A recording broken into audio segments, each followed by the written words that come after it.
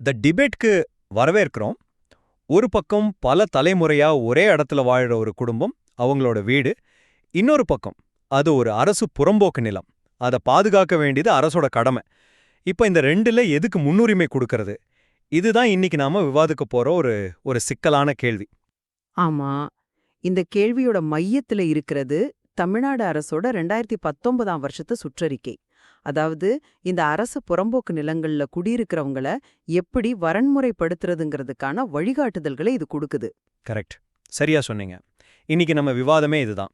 இந்த சுற்றறிக்கை நிலமில்லாத ஏழை மக்களுக்கு வீட்டு வசதி கொடுக்கறதுல ஒரு நடைமுறைக்கு சாத்தியமான ஒரு நியாயமான தீர்வை கொடுக்குதா?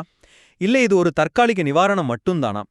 என்னோட பார்வையில இது சமூக நலனையும் நில பாதுகாப்பையும் ரொம்ப சரியா சமன் செய்யற ஒரு பிராக்டிக்கலான இரக்க குணம் கொண்ட ஒரு கொள்கை. ம் அதோட நோக்கம் நல்லதா இருக்கலாம், நான் ஒத்துக்கிறேன். ஆனா என்னோட நிலைப்பாடு என்னன்னா, இந்த திட்டத்தோட வழிகாட்டுதல்கள்ல செயல்படுத்தவே முடியாத பல சிக்கல்கள் இருக்கு. அதை விட முக்கியமா இது நீங்க கால அடிப்படையில எதிர்மறையான விளைவுகளை உருவாக்கும். ஒரு தப்பான முன்னுதாரணமா இது அமைஞ்சிடும். இல்ல, நான் அப்படி பார்க்கல. பல வருஷங்களா எந்த ஒரு சட்ட பாதுகாப்பும் இல்லாம ஒருவித பயத்தோட வாழ்ற மக்களுக்கு இந்த திட்டம் பட்டா வழங்குறது மூலயமா ஒரு சட்டப்பூர்வமான அங்கீகாரத்தை கொடுக்குது. அது அவங்க வாழ்க்கையில ஒரு மிகப்பெரிய முன்னேற்றம் இல்லையா? அது மட்டும் இல்லாம நீர்நிலைகள் மாதிரி ஆட்சேபகரமான நிலங்களும் தோப்பு மாதிரி ஆட்சேபனையற்ற நிலங்கள்னு தெளிவா பிரிச்சு ஒவ்வொன்னையும் எப்படி அணுகணும்னு வழிகாட்டுறது நிர்வாக குழப்பங்களை தவிர்க்கும். ஒரு நிமிஷம், நீங்க நிர்வாகத் தெளிவை பத்தி பேசுறீங்க. ஆனா இதே சுற்றறிக்கையிலேயே இருக்கிற ஒரு புள்ளி விபரத்தையே பாப்போமே. இதுக்கு முன்னாடி ஆட்சேபனையற்ற நிலங்கள்ல இருந்த சுமார் 1,26,000 ஆக்கிரமிப்புகள்ல வெறும் 19,500 பேருக்கு தான் பட்டா கொடுத்திருக்காங்க. அதாவது கிட்டத்தட்ட ஒரு 15%.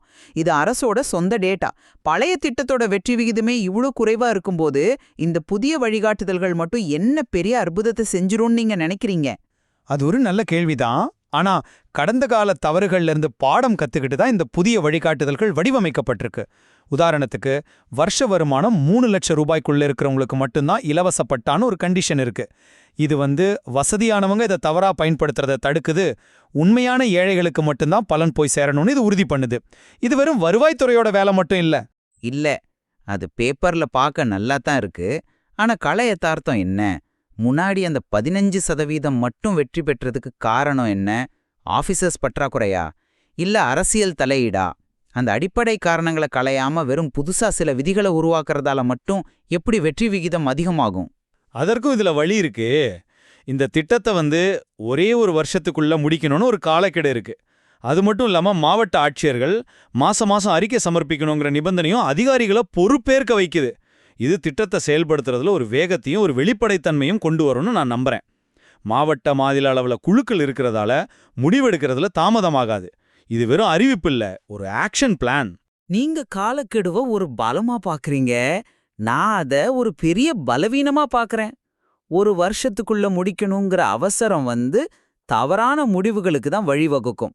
அவசர கதியில தகுதி இல்லாதவங்களுக்கு பட்டா போகலாம், தகுதியானவங்க விடுபட்டு போகலாம்.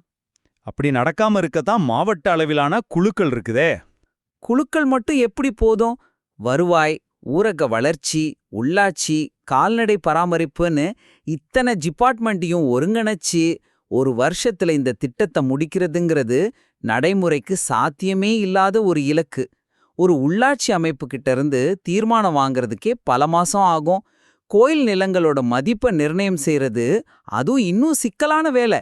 இந்த காலக்கெடு ஒரு கண் துடைப்புக்காக அவசரமா செய்யப்படுற வேலைக்கு தான் வழிவகுக்கும். உங்க கவலை எனக்கு புரியுது. ஆனா பொது நில பாதுகாப்பு விஷயத்துல இந்த சுற்றறிக்கை ரொம்ப ரொம்ப கரரா இருக்கு. நீர்நிலைகள், நீர்வழி பாதைகள் மாதிரியான மிக முக்கியமான ஆட்சேபகரமான நிலங்கள்ல இருக்கிற ஆக்கிரமிப்புகளை வரன்முறைப்படுத்தவே கூடாதுன்னு ரொம்ப தெளிவா சொல்லுது. அவங்கள அங்கிருந்து அப்புறப்படுத்தி உடனடியா மாற்று இடம் வழங்கணும்னு சொல்லுது. இது பொதுநில பாதுகாப்புல அரசோட உறுதியை காட்டலையா? காட்டுது, உண்மைதான். ஆனா அதே சுற்றறிக்கையில இன்னொரு விஷயமும் இருக்குதே. மெய்க்கால், மந்தவெளி மாதிரியான பொது பயன்பாட்டுக்கான நிலங்களை கூட கால்நடைத்துறையோட அனுமதியோட வீட்டு மனைகளா வகை மாற்றம் செய்யலான்னு சொல்லுது. இது ஒரு ஆபத்தான சலுகை இல்லையா? இன்னைக்கு மெய்க்கால் நிலம், நாளைக்கு வேற ஒரு பொது பயன்பாட்டு நிலம்னு ஆக்கிரமிப்பாளர்கள் கேட்க ஆரம்பிச்சா அப்போ அரசாங்கம் என்ன பதில் சொல்லும்? ஏழு அது அந்தந்த துறையோட தேவையை பொறுத்து சரியான ஆய்வு செஞ்ச பிறகுதான் முடிவெடுக்கப்படும். அது ஒரு பொதுவான அனுமதி கிடையாது. பல தலைமுறையா ஆட்சேபணையற்ற நிலங்கள்ல வாழ்ற ஒரு குடும்பத்துக்கு எந்த பாதுகாப்பும் இல்லாம இருக்கிறது மனிதாபிமானமற்றது. இது கலை யதார்த்தத்தை உணர்ந்து எடுத்த ஒரு முடிவு. நான் மனிதாபிமானத்தை எதிர்க்கல. ஆனா இந்த கொள்கை சமூகத்துக்கு அனுப்புற செய்தி, அத பத்தி தான் நான் பேசுறேன்.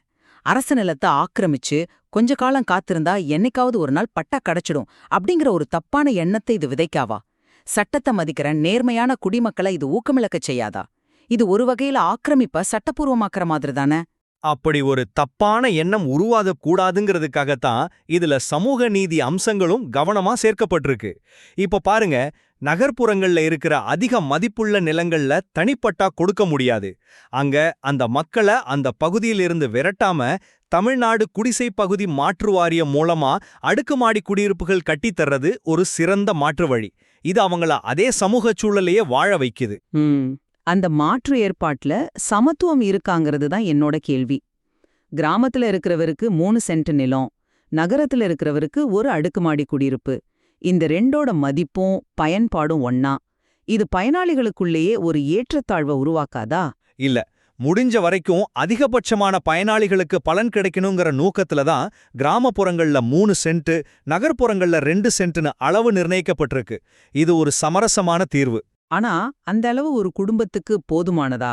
2 சென்ட் இடத்துல ஒரு குடும்பம் எப்படி ஒரு தரமான வாழ்க்கைய வாழ முடியும்? அதே மாதிரி அந்த 3 லட்சம் ரூபாய் வருமான வரம்பு. ஒருத்தரோட வருமானம் 3,05,000 ரூபாயா இருந்தா அவர் இந்த திட்டத்திலிருந்து முழுசா வெளியேற்றப்படுவாரா? இந்த மாதிரி கராரான விதிகள் தகுதியுள்ள பலரையும் திட்டத்துக்கு வெளியே தள்ளிவிடும் அபாயம் இருக்கு. எந்த ஒரு பெரிய திட்டத்திலையும் இந்த மாதிரி சில சவால்கள் இருக்கத்தான் செய்யும்.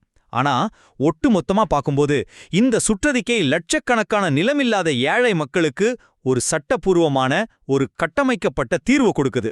அவங்க தலைக்கு மேல ஒரு கூரை இருக்குங்கிறத உறுதி பண்ணுது. இத சரியா செயல்படுத்தினா இது ஒரு மிகப்பெரிய சமூக நீதி திட்டமா அமையும். இத நிச்சயமா ஒரு முன்னோக்கிய படிதான். ஒரு நல்ல நோக்கம் மட்டுமே ஒரு திட்டத்தை வெற்றிகரமா ஆக்கிடாது. நடைமுறை சிக்கல்களால நல்ல திட்டங்கள் பல தோல்வி அடைஞ்சதை நாம பார்த்திருக்கோம். பொது நில பாதுகாப்புல இது ஏற்படுத்தக்கூடிய நீண்டகால தாக்கம், அது எனக்கு பெரிய கவலையை அழிக்குது. ஒரு அவசர தீர்வை கொடுக்கறதுக்காக எதிர்கால சந்ததியினர்களுக்கான பொது வளங்களை நம்ம பணயம் வைக்கக்கூடாது. ஆமா, அரசு நிலங்கள்ல வாழ்ற மக்களோட உரிமைகளையும் அதே நேரம் பொது நிலங்களை பாதுகாக்க வேண்டிய அரசோட கடமையையும் சமன்படுத்துறது எவ்வளவு கடினமான சவால்ங்கிறத நம்ம 2 பேருமே ஒத்துக்கிறோம்.